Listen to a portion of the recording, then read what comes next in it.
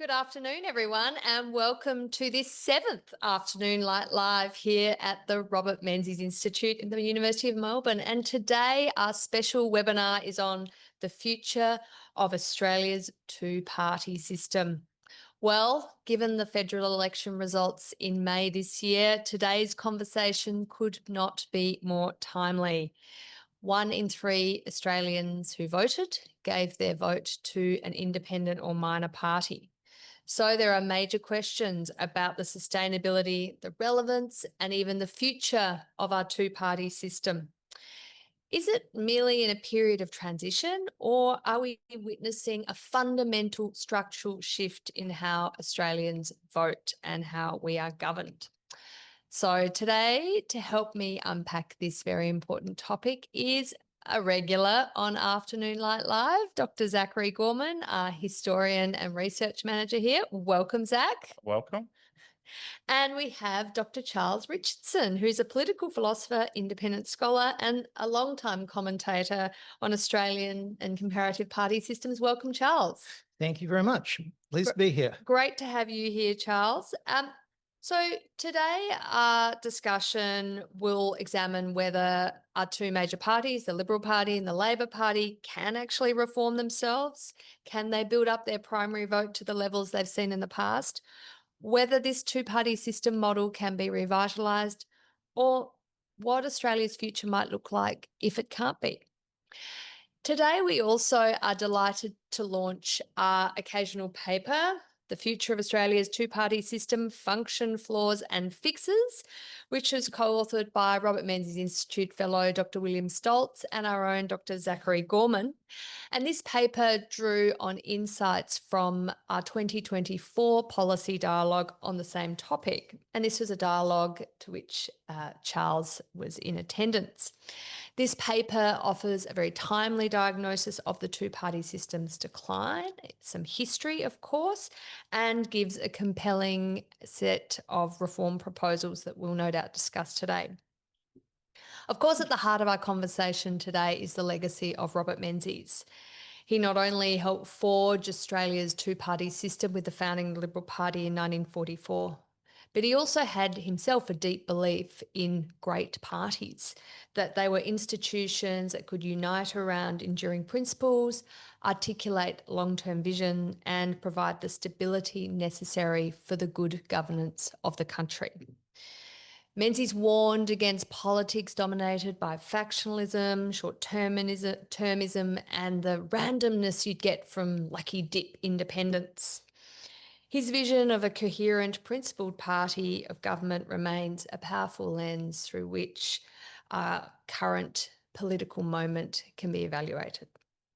So as usual with our Afternoon Light Live, I will speak to Zach and Charles for 30 minutes and then open up to you, our audience's questions. So if you would like to ask a question, and I highly encourage you to do this, this is your chance, please find the Q&A box at the bottom of your screen and put in your question, and it will be delivered to me through some magical means. So we'll get on to those questions in 30 minutes' time. So, to begin, Zach, I'm going to start with you because it's a bit of a history question. Advocates for the two-party system like Alfred Deakin and Robert Menzies believed in it deeply. Give us a sense of what their justifications for this system were. Well, it's interesting that it has historically always been the Liberal side of politics that has felt compelled to make the case for the two-party system. And I think that a lot of that has to do with this idea that liberalism was hegemonic in 19th century Australia. Liberalism was the status quo. So a lot of politics was Liberals just bickering about themselves over issues like the tariff question. And then the Labor Party came along and it was the big outsider. It had a fundamentally different idea of the role of the state, a far larger role it wanted for the state. And it nevertheless became very powerful very early on in its existence because it took up this middle power position between the two fiscal parties and was able to use that balance of power position to really jockey for political power and policy implementation far beyond its electoral strength. And that was something that people like Joseph Carruthers, who I did my PhD on, and then Alfred Deakin, George Reid in federal politics, they found very problematic. They felt that there was a natural liberal majority in the Australian polity, and if you could only get them to unite, then you would have liberal governments that would be able to stand up for liberal principles.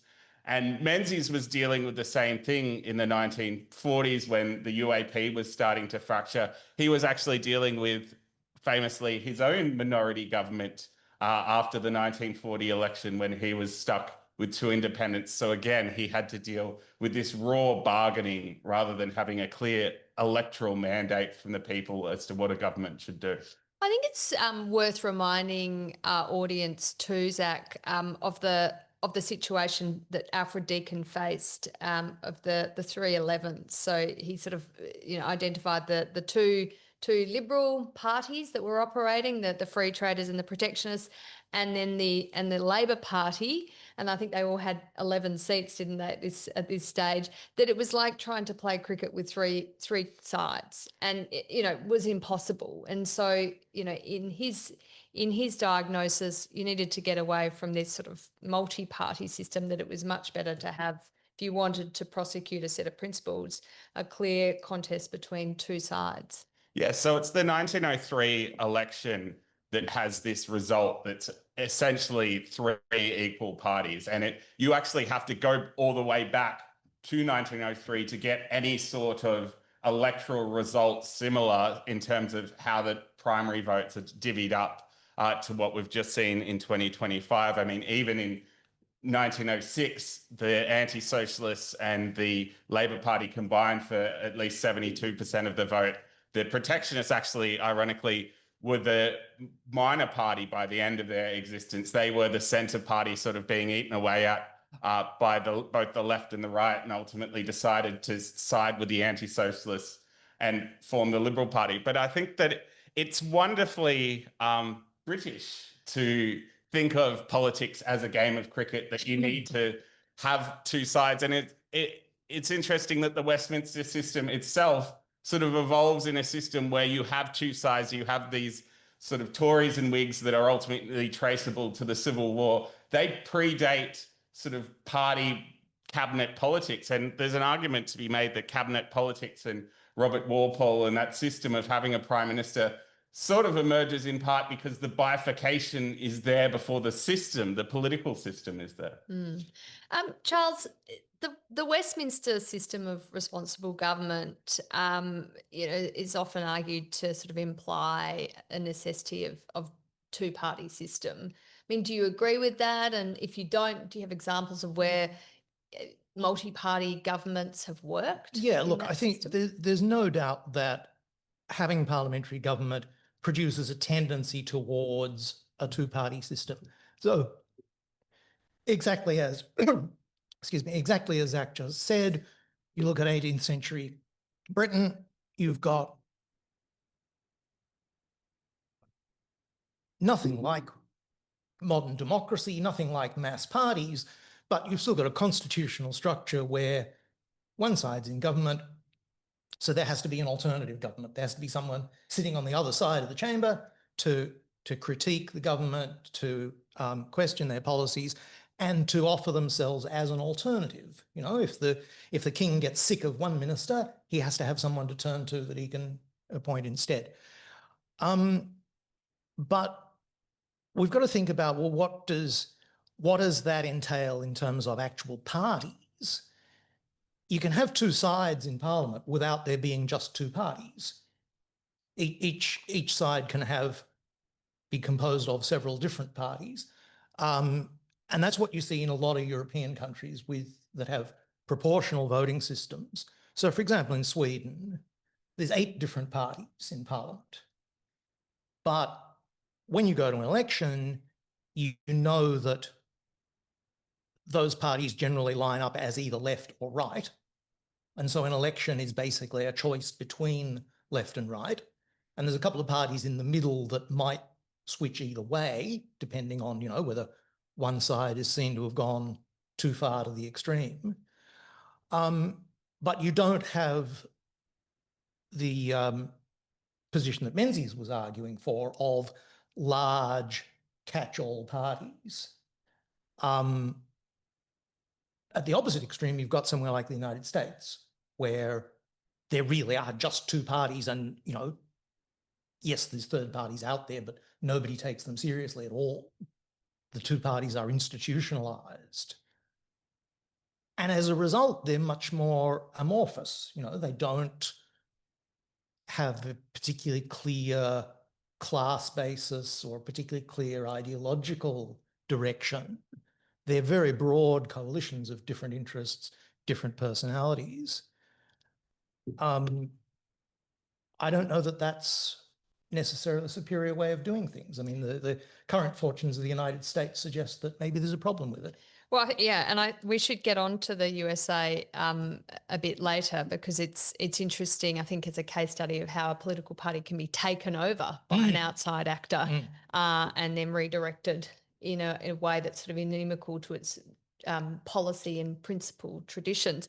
That's right. Zach, Menzies was an advocate of the two-party system. I mean, he speaks about it in his 1943 Forgotten People address, and this is where he talks about the, problems of independence with no party principles or party allegiance. But basically, if you were voting for 74 independents, it would be 74 random dips in the lucky bag at each election, and it's the height of absurdity. Political parties, or the two majors, have really had two primary activities. One is campaigning to win government, and then once in government, it's the governing part. And the governing part requires then accountability to the electorate. When it comes back to campaigning, you have to say, well, we had a mandate to deliver on the policies we went to the last election on, and we either delivered or not in the view of the public. Those two sides of the major political parties' roles are very hard for an independent to replicate. I mean, an independent can't govern alone. It would have to be a ragtag of 76 independents, say, to form government. Do you think Menzies' justifications and for major political parties still stand today? Yeah. Look at our history. I think absolutely. So there's a line, and so Menzies was dealing with a very similar thing to what the modern Liberal Party is dealing with, as far as a fracturing of the centre-right, lots of independent candidates. There was even a Women for Canberra movement that you could draw a direct parallel to what's happened with the Teal. So he's dealing with the same thing. And he says that the cult of independence is the cult of irresponsibility.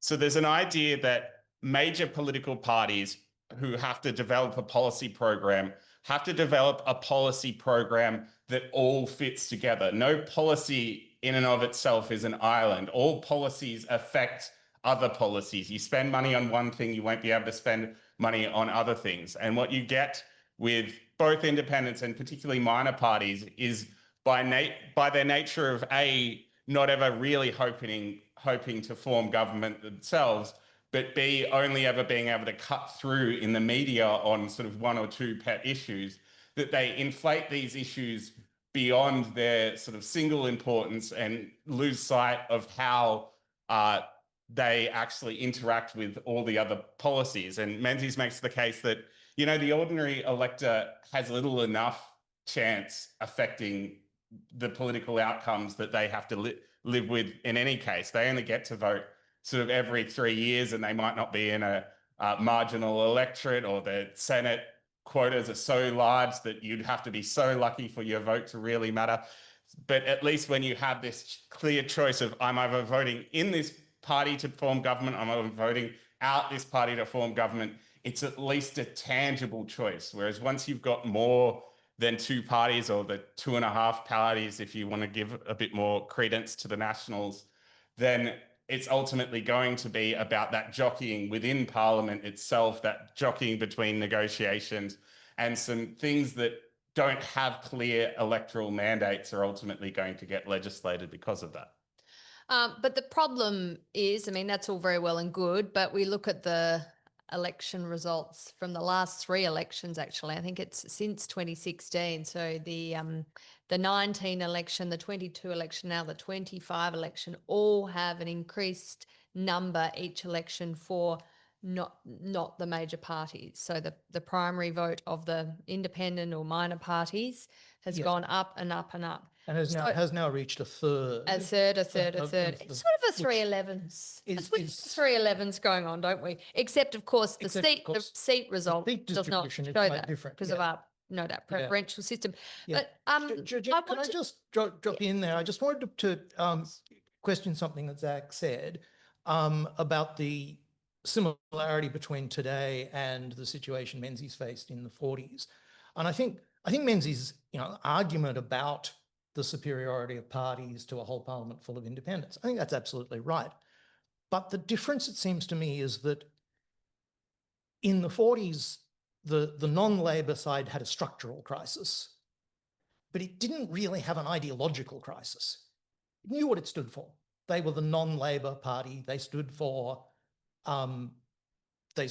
free enterprise against socialism, and they stood for the middle class as against the organised working class. So everyone knew what a party on that side of politics was going to stand for. The problem now is the Liberal Party has an ideological crisis as well as a structural one. It's a question about, well, what does it stand for? It no longer has that glue to hold it together.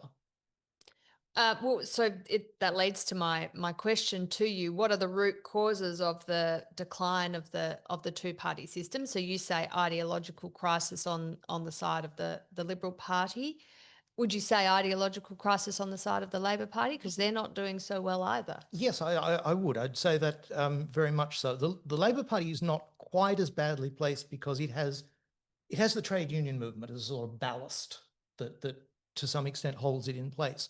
But I would say that the fundamental problem both parties face is the same, and it derives from a period of a generation ago where you saw the end of the Cold War, the fall of the Soviet Union, and you saw the Labor Party under Hawke and Keating embrace market economics. And those two things between them destroyed the ideological basis that had distinguished the two parties. Their ideological disagreement. That's right. Yeah. That's right. Yeah. Add to that the fact that, and this has been noticeable since David Kemp was writing in the 60s, the decline of the class identification, the class basis of voting behaviour.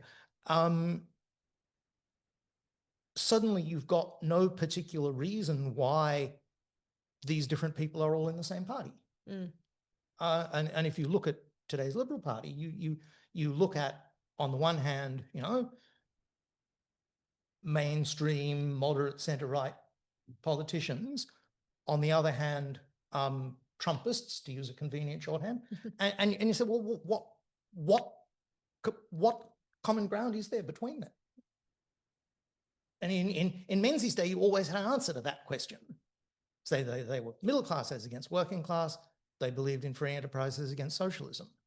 But we've lost those. I mean, in the paper, Zach and Will identify some causes for the decline of the two-party system, and one is this sort of absence of policy entrepreneurialism, which I suspect is the sort of lack of ideological there's some really good stuff on diversity in the paper, I should say.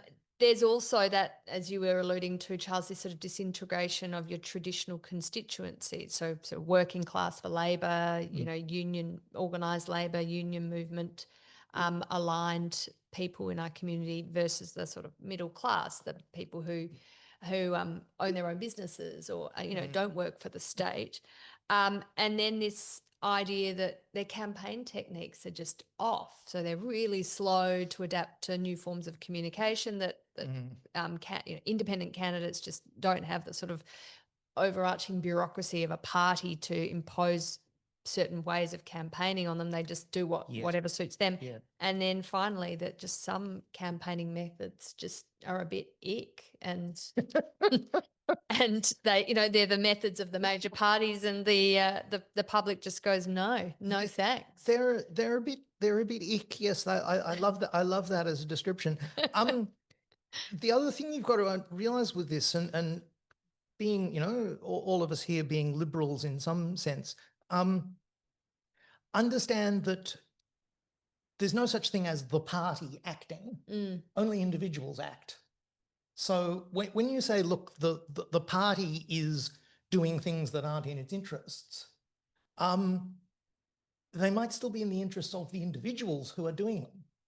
So if you're a party administrator, you've got, a few $1 million to spare on a campaign, you can spend it buying TV advertising with, negative ads about your opponent, or you can spend it on organisers to go out door knocking. We know that the latter is much, much more effective. Yeah, and recent election results have shown that. Yeah, enormous amounts of research. There's no doubt at all about that. But if you're a party administrator, the last thing you want is to empower a whole lot of ordinary members going door knocking, because they're going to be a pain. They're freelancing. They might then turn up to branch meetings and want to have some say in how the party's run.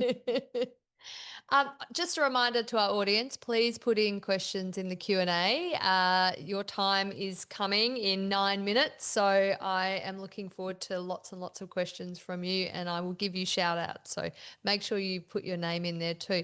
Zach, do you have a response to this on you and Will wrote this paper on these root causes of parties' decline. I mean, there's I think an interesting issue you touch on about, that we don't join parties anymore. We don't join community groups and voluntary organisations in the numbers we used to. That sort of those community ties, the joining nature of our societies has really dissipated in the last few decades.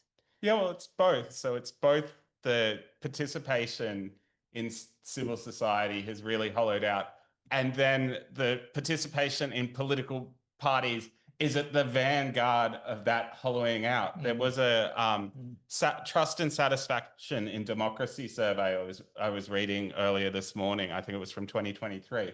And it found that over the last 12 months in 2023, just 7% of people had any direct interaction with a political party. Yet these are the vehicles through which democracy works. I mean, we can make the case either way for a lucky dip system of 150 independents, but that's not the system we have. We have a system that's fundamentally driven by political parties. And if those political parties are only interacting with 7% of people, then there's going to be a huge disconnect. But how you actually overcome that, I mean, like Australian society in general is becoming more fractured, less community orientated. That's not just true of Australian society, it's true of societies all across the West. It's true of societies in the East. I mean, look at Korea and various other places. These are massive modern problems. But I think that the parties themselves very much have exacerbated them by being so risk averse, both in their policies, but also in their membership building. They're far more likely to veto a membership because they see it as branch stacking rather than actual enthusiasm. They're scared of enthusiasm to join the party. That's someone trying to take control of it. Yeah. Well, I know that the New South Wales branch of the Liberal Party has very, the stories about refusing people with membership for various branches are apocryphal because, why would you join our branch? God, you're an outsider. Yes. It's interesting. I mean, Australia has a good tradition of little parties popping up, usually around a very larger than life personality. Britain, much less so, although in recent years we've seen the rise of these little pop-up parties, and that's in a system where they don't have compulsory voting and it's first past the post, so it's really hard to get elected if you're an independent or minor party. But Nigel Farage has set up a few parties. His latest iteration is Reform, and you look at the polls today, they're going to win the next general election. And then on the left you have Jeremy Corbyn setting up a new party, and we're just trying to work out what it's called. As yet unnamed, perhaps Independent Alliance. But this idea that people are really giving up on the major parties and setting up new parties that actually might then undercut the major parties and potentially, as Charles, I think you think movements like the Teals might actually end up being the inheritors of a sort of, the ashes of a Liberal Party if it were to fall apart. And that's certainly possible. I think I was actually just going to say before you said that, and you've almost preempted me, something about the electoral system, that we shouldn't absolve it of blame for the situation of where we've gotten to. That when you've got single member electorates, I think there's inevitably a tendency for parties to become complacent and become ossified because so much of their talent is in safe seats. So much of the energy of MPs or potential MPs goes to winning pre-selection rather than winning votes. And Britain has a worse case of this because they don't even have preferential voting. So you've got first past the post, and it's extremely difficult, as you just said, for a new party to get traction. The Teals, of course, are roughly in the same space as the Liberal Democrats in the UK. So that represents one sort of model for them. Do we have an analogue to Reform here? Well, we do. We have One Nation. That's another thing that's changed, I suppose, since the golden age of the two-party system, is that memories of the Second World War have faded, so that taboo on far-right politics has collapsed. It's become respectable to vote for fascist parties again. So perhaps we're heading to a situation where we've got 4 or 5 medium-sized parties that line up as left or right, but represent different shades of opinion and compete with one another in those respective spaces. When you look at our Senate, of course, which is through people elected through proportional representation with quotas, I mean, we haven't had a two-party system for a long time. I think in my lifetime, the government of the day only had a majority once. I think in the Howard, it was the early years of the Howard government. You're going to pick me up on my history here, Zach, and go for your life. But I mean, that's where parties like One Nation have been persistently successful. The Greens, and then Jackie Lambie Network, Clive Palmer. There has been a real range of representation in the Senate, which is required, of course, the government of the day to do deals to get legislation through there. So, maybe the multi-party governments in the lower house, in the House of Reps, aren't such a bad catastrophic idea, Zach. Make the case that they are a bad idea. Well, I would say, wait, 2 points. It's interesting that there's a significant time lag between the introduction of proportional representation for Senate elections and you actually getting those minor parties emerging to actually seize that opportunity. It's the 49 election where you get proportional representation. Before that was basically winner takes all, and it tended to be that one party had an overwhelming majority in the Senate one way or the other, so there was no negotiation whatsoever. So I actually think that that's a good system that's developed in the Senate. I think it's more what the Senate was always intended to do, which is be a bit of a check and balance, ensure that there is like this extra layer of scrutiny. But I like that because it's almost a veto power on bad legislation. And being a Liberal or a Conservative, I think most things that governments do are bad. So the more that it stops, the better. I remember just on that, Zach, and I appreciate we've only got 1 minute to go of our chat here, and please keep putting in your questions. I can see piles of them, so we'll do our best to get through them. But I think there was in Belgium a decade or so ago, they had an election and no party could form government, no even coalition of parties could form government. So they had another election, still couldn't form government, another election, still couldn't form government. I think they had 2 years with no party of government or no government. And so no legislation was passed. And you know what? Belgium was fine.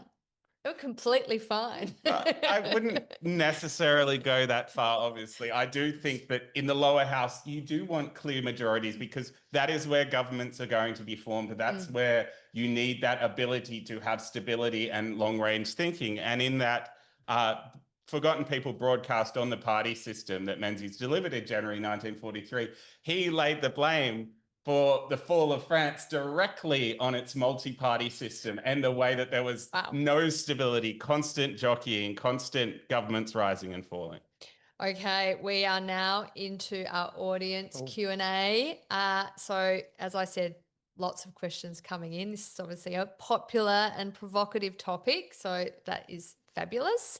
Thank you all, and keep them coming in. I will try and get through as many as we can. Bob Partington, hello, Bob. I know you're in Sydney. Great to have a question from you. You've got a question in two parts. I think that's sneakily two questions, but anyway. Please talk to the impact of rapid population growth on the two-party system, which I think is an interesting question because demographics change and traditional voting alignment, that might come down through your grandparents and your parents isn't the case if you've just moved to this country. The second part of his question is, what would be the impact of first past the post system? So who would like a go at the first one? I can say something about that. We started by talking about a little bit about the 18th century, and that's where most of our political traditions come from. And of course, that's a period where the population is, several orders of magnitude smaller than today. Yeah. Everyone in the political class knew everyone else. It's all about personal relationships. So in a sense, you could say, look, we're still trying to manage that sort of system, but in radically different conditions where there are far more people with the vote, far more people who are entitled to participate. And of course, what happens is that for most people, their participation is just limited to turning up once every 3 years and filling out their ballot paper. They have no actual input into the way we're governed. What do you do about that? Devolution to smaller units, more powerful local government, perhaps. Some people suggest expanding the size of Parliament so that electorates are smaller, people can get to know their MP better.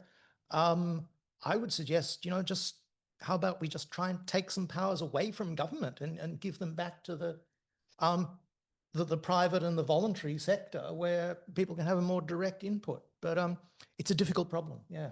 Zach, do you have a thought on increasing population and its impact on the two-party system?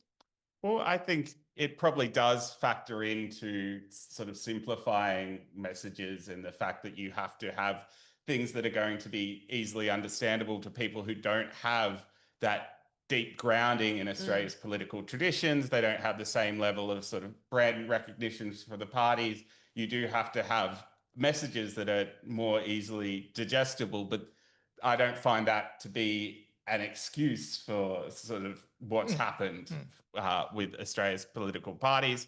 I mean, we've had high levels of immigration before the Menzies era did it. We were able to integrate people into our democratic culture. I think that it's still something that Australia should strive to do, and maybe we need to put more effort into it, but I don't think it should be used as an excuse. It's interesting, Zach, in a lot of our work here, we've done a lot of work on immigration, and Menzies is a sort of a Cold War warrior. He attracted the sort of natural support of people fleeing communism. And so, I know, there was sort of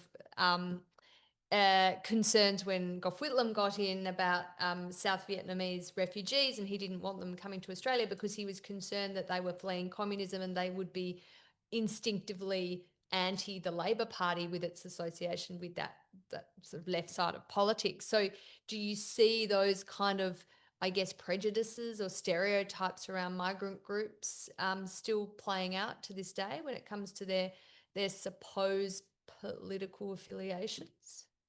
Yes, I do think that there's people that come from particular cultures and particular political systems are going to bring with them a certain history. And certainly on the topic of people fleeing from South Vietnam, I used to live in Footscray, and there's still a massive mural of Malcolm Fraser in Footscray because the South Vietnamese community there really values the Fraser government for giving them refuge in Australia, and it's still most definitely the South Vietnamese flag that flies around Footscray. It's not the North Vietnamese flag that's now co-opted to be the overall Vietnamese flag. Bob did ask about the first past the post system. Does anyone have a response to that if we introduce that here? I know that after every election, this one included people were, on the sort of Liberal side were saying, oh, but, say in Kooyong, the seat I live in, we would have won the seat if we'd had first past the post. Preferential voting is a terrible system and we should get rid of it. But, it was actually, as we know, Zach, it was the Liberal side of politics that introduced preferential voting. I mean, because they were doing a deal with the Country Party at the time who wanted it, and it's been to their benefit. Well, this is somewhere where being an old person is an advantage because I can well remember when people said that first past the post voting was a communist plot, and that all good Liberals had to support preferential voting as an article of faith. In reality, it doesn't make as much difference as people think because behaviour changes according to the system. Yeah, people game. People would not vote the same if we had first past the post voting. Parties that were similar would learn to divide up territory between them the way they do in Canada, for example, or to some extent in the UK. It would certainly boost the major parties a bit. It would harm minor parties, but would it be a big difference? No. Okay, we are 7 minutes into our 30 minutes of Q&A. I appreciate we've only got to Bob's question, so try and whip through these because we've got lots piling up, and thank you so much to our audience for this. The next question is from Paul Monk. Hi, Paul. Hope you're well. Thank you for your question. He asks, both the major parties have long declining numbers of party members. How do we make it more attractive and viable for fresh faces to join the major parties and feel they can flourish within them instead of starting new minor parties or running as independents or even running to support independents, I guess? I think both of you will have very interesting responses to this. Zach, I'll go to you. And then I think, Charles, maybe if you could talk why people run to the independents, to the Teals. Yeah. Well, I would say that there needs to be greater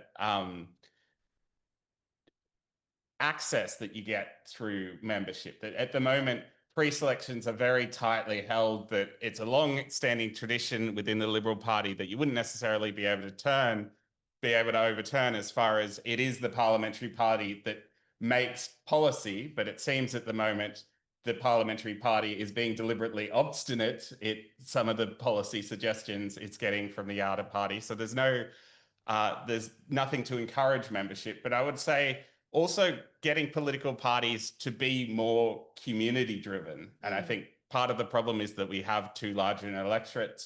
So our electorates themselves don't represent communities of interest at all to begin with. But you look at Tim Wilson's campaign and how successful he was, mobilising local enthusiasm. But Tim Wilson was allowed to do that because he had formerly been a sitting MP, so they trusted him. They would not give that much rope, certainly within the Liberal Party, to any fresh-faced candidate to do what they wanted with their own campaign. No. Zach, in your paper, you talk about primaries and, sort of open primaries for pre-selection for a seat. I know the National Party has experimented with this in the past. I don't think they're repeating the experience, so maybe it didn't work out so well. I mean, it's highly risky, but there is a sense then that it encourages people to join if they have a sense that they can have a say. But what do you think? I think again, if you allow primaries, you do it under the precondition that that person that is getting selected through the primary is as much a voice for that community as they are for a party. Part of the problem with all this risk aversion and not letting candidates be themselves we have at the moment is that the media and the political class more broadly is quick to jump onto anyone who says anything at all out of line. That's then a reflection on the party as a whole. And I think it would be a far healthier democratic culture and political party culture in which we can understand that these affiliations are affiliations of broad principle in which there are going to be fundamental disagreements on minor principles or on various aspects of things. I mean, we had this issue, of course, in the recent election where a Liberal Party candidate had made comments around women in combat roles,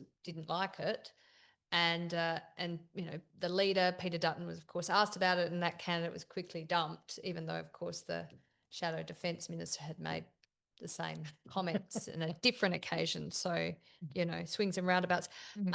Charles, you're someone who has, you know, been a Teal supporter. I mean, you don't join a major political party. You go for the independents. I've worked on Monique Ryan's campaign in Kooyong in the last 2 elections.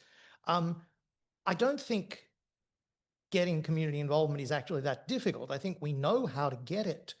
The question is more, how do you structure the incentives for the parties themselves so that they think it's in their interests to get community involvement? So why did you get involved in a Teal campaign and not a major party campaign? I mean, what was you woke up one morning, you thought, you know, not the Liberal Party, I'm going for Monique Ryan. No, look, I spent 17 years in the Liberal Party, but I left quite a long time ago because I thought it had lost its way philosophically. And the Teals to me represent what the Liberal Party once was trying to be, and with any luck perhaps could be again. I don't believe in Menzies' idea of, you know, the lucky bag of 74, however many independents all chosen at random. I think the Teals would be better off if they were to actually become a political party. But they have an extremely good record at that grassroots involvement of getting, you know, thousands upon thousands of people involved who had never done anything political before, and really maintaining that connection to their communities. But there's no reason a political party can't do that. We know it can. The early parties did do that. Zach will probably have the figures, but the number of members that the Liberal Party had by the early 50s as a proportion of the electorate, something like 20 times what it is now. Easily. Yeah. It's a huge difference. Yeah. They were mass parties. So parties can do that. The problem is that the people who run parties now do not see that as being in their interests. They don't see the mass membership as a priority. It's not just it's not a priority; it's a positive threat to them. If you talk to you know, your state directors and the rest of political parties, from their point of view, members are just a nuisance. Whereas for a Teal, their supporters, they're a resource. I mean, that's the difference between winning or losing. Absolutely. Another question, this time from Michelle Smith. Thank you so much, Michelle. Would the party do better if MPs were able to cross the floor and vote according to the wishes of their communities rather than the party? So I guess when she says the party, she's talking about the Liberal Party, because of course the Labor Party does not allow you to cross the floor. Yeah, well, this is one of the fundamental divides of Australian politics. When the caucus pledge was first introduced in New South Wales in the 1890s, the Labor leader, the first ever leader of the New South Wales Labor Party, Joseph Cook, not only left the party, but he went on to become a Liberal Prime Minister. This is one of the things that divides the parties the most. But the problem the Liberals have always faced is that they're competing against such tight discipline that to actually allow in practice the freedom that they uphold in principle, it doesn't really have positive consequences. There's always been a tightening of Australian party discipline, and it is largely in response to how effective that Labor method was. But again, I would go back to this idea that we just have too few seats in the Australian federal parliament. So each seat matters so much that you absolutely have to whip your members to the end of their life. Whereas if you had a UK style larger parliament, a few people crossing the floor would not be the great betrayal and the end of their cabinet hopes and all the rest of it that it currently is. Charles, do you have a comment to that? I pretty much agree with Zach entirely on that. Obviously, every party needs some sort of discipline. You can't have everyone just voting at random all the time. The Labor Party, I think, has gone much too far in the other direction. The Liberal Party, to its credit, has never done that officially, but realistically, over the last 20 or 30 years, discipline has been almost as tight as it is in the Labor Party. And yes, I think the party is a loser for that. But I mean, you know, there are famous examples of serial floor crosses in the Liberal Party, and you know, some of them do quite well. I mean, Katie Allen, for example, who was the member for Higgins, she crossed the floor in her first term. She ran for pre-selection again. She lost her seat, ran for pre-selection again, and got pre-selected. So it wasn't in the end a problem for a pre-selection. Look, we'll go to our next question, which we potentially have already answered, so we'll try and answer it quite quickly. From Amarai Tamaro. Thank you so much, Amarai. Does Australia's preferential voting system help preserve the two-party structure, or does it give minor parties and independents more power? Zach? Yeah, I think it gives people the option to vote for a minor party without the risk. I mean, we talked before about first past the post. We've had two very similar election results in several ways in the UK and Australia recently, where a party got a little over a third of the primary vote, yet had massive majorities. Yet the difference in Australia is that there's a legitimacy to that result because it is people who deliberately let their preferences left. Whereas in the UK, the evidence is that there was a plurality of voters who voted right that nevertheless ended up with an overwhelming majority for a left-wing government. So I think that it allows a greater range of viewpoints to be in place, but at the same time, it does sandbag the major parties. That's why the conservative side of Australian politics introduced it in the first place, because they were being dogged by split votes so consistently. Yeah. Look, I agree with that, and as I said before, I think to some extent that question is a distraction, and that the real issue is the difference between single member districts and proportional representation. We've just seen an election in Tasmania where the members elected reflect almost exactly the respective votes received for the party. So you've got a parliament that reflects exactly what the voters wanted. And also what they wanted last time. Indeed, yes. Well, that's right. We've got a comment here from Peter Champness. Thanks, Peter. Both major parties lost ground, but both parties failed to address major issues for us voters. Issue 1, high levels of immigration. Issue 2, climate change and net zero. Both of these are hurting us severely. Charles said we have lost the philosophy of free enterprise against socialism. I would say we still have socialism, but we don't have free enterprise anymore. Australians have always been sceptical about politicians and parties, but their lack of interest seems to have become even more extreme. Charles, I guess directed to you. So. Yeah, look, socialism is one of those words that, you know, can mean more or less whatever you want it to. I use it in the traditional sense of collective ownership of the means of production and a centrally planned economy. And in that sense, that remained Labor's ideology up until the 1980s, since when it's been abandoned. And rejection of socialism in that sense is now common ground between the two parties. That doesn't mean there aren't still a lot of policies that you could say rest on sort of socialist assumptions of one sort or another. Certainly, as I indicated before, governments are much more powerful and do much more stuff than I would like, for one. But you'd be hard pressed to see much difference between the major parties on that score. Zach, do you have a comment to that? Yeah, well, I think that net zero is a really big philosophical conundrum for the Liberal Party, because it ultimately involves a great deal of state intervention, either to achieve that goal, or certainly with government-built nuclear power plants, to find an alternative to that goal, or at least an alternative that isn't the renewables only. So I think that it has sort of poisoned the well of Liberal politics, and it is unquestionably one of the main reasons why the various factions or philosophical beliefs contained within the Liberal Party can no longer agree to disagree, or sort of agree on some sort of general thing, while allowing for other disagreements to the extent that they could maybe 20 years ago. And I guess the sort of the wets versus the dries arguments of the 70s and then into the 80s that the Liberal Party had. Now, then, I mean, they don't exist these days as a complete consent, will seem to be a complete consensus on this issue. This now is the kind of burning question within the Liberal parties.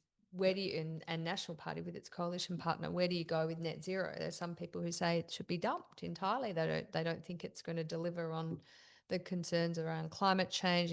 It's ruining the economy. There are others who say it's baked in.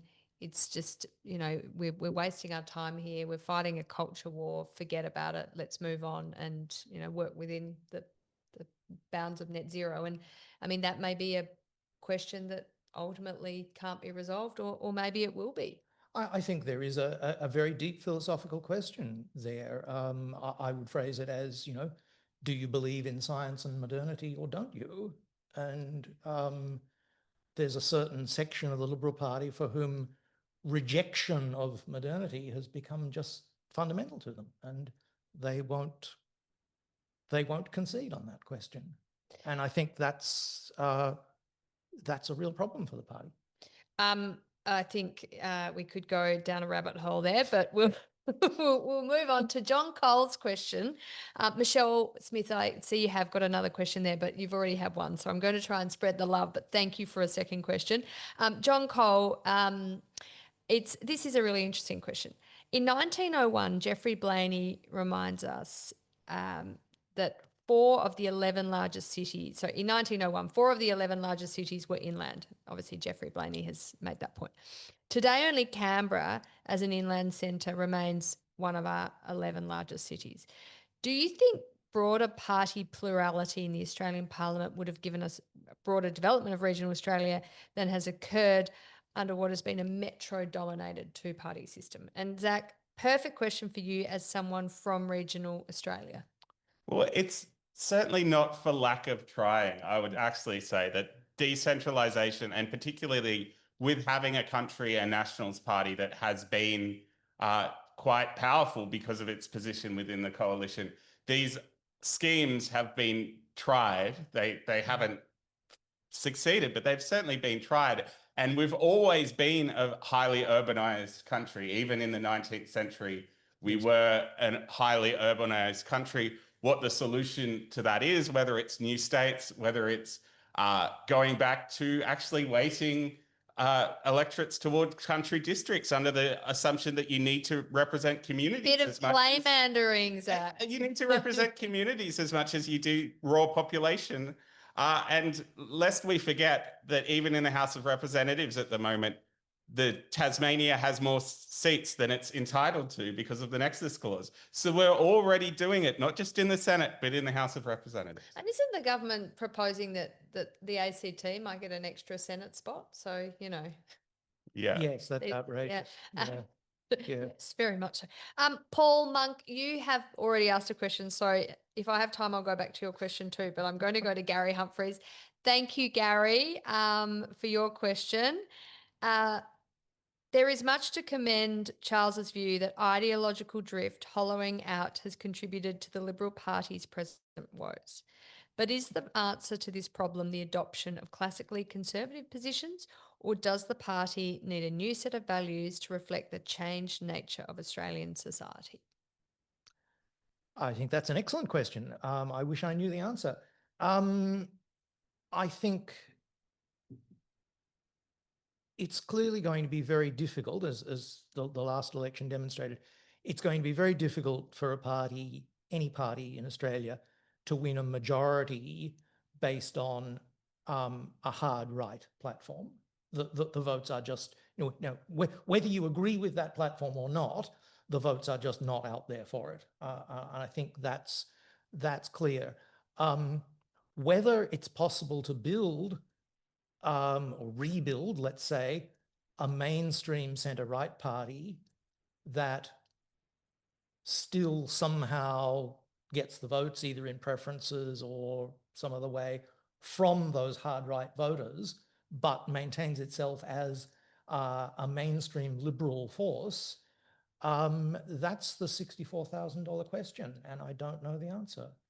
I would just point out, though, just as a little bit of a caveat, that the Peacocks and Turnbulls have historically been less successful than the Menzies and the Howards, that there is a need for the Liberal Party to accommodate its conservative wing, that when they feel alienated, that has not resulted in electoral success either. I think at the moment, the ability to actually synthesize the two viewpoints into something coherent is where the Liberal Party is entirely lacking. I think to go all in on the Teals, where they're so clearly representing a very narrow sect of sort of post-material, highly well-off Australia, where a lot of the coalition seats nowadays is actually looking at more, not just aspirational voters, but often poor voters. I think that you would lose more than you gain by leaning too heavily into that ideology. Good difference of opinion there. A question from Susan Nopfelmarker. Hi, Susan. Thanks for this. Affiliations of principle aside, in this increasingly individualised electorate, to what extent do promises of targeted economic handouts, I think she'll probably mean pork barrelling, substantially affect votes? I mean, my view, for what it's worth, they do. I think they are a complete waste of money and they don't shift the dial. But you two may have an alternative. I suspect that's right. I don't have a strong view on it. I do think that the process of pork barrelling helps to alienate the electorate generally and to discredit the major parties and the political process. This is one of those ick things. One of those ick factors, yes. No, look, I agree with that. How you stop it, of course, is another question. Because again, you've got the incentive structure. Like for any particular MP or candidate, there's no downside to them, or very little downside to them, for pork barrelling. The loss of respect for the system as a whole, at the margin, that's, almost meaningless to them, whereas they're looking for a very targeted benefit. It's the problem of, rent seeking generally. Zach, I'm going to ask you another question because we're down to the wire here. Sarah Overton. Thank you so much, Sarah, and good to see you yesterday. So fascinated by the comment that party organisers don't wish to empower door knockers, the freelancers. Isn't that gulf between administrators and rank and file members one of the fundamental challenges facing the Liberal Party today?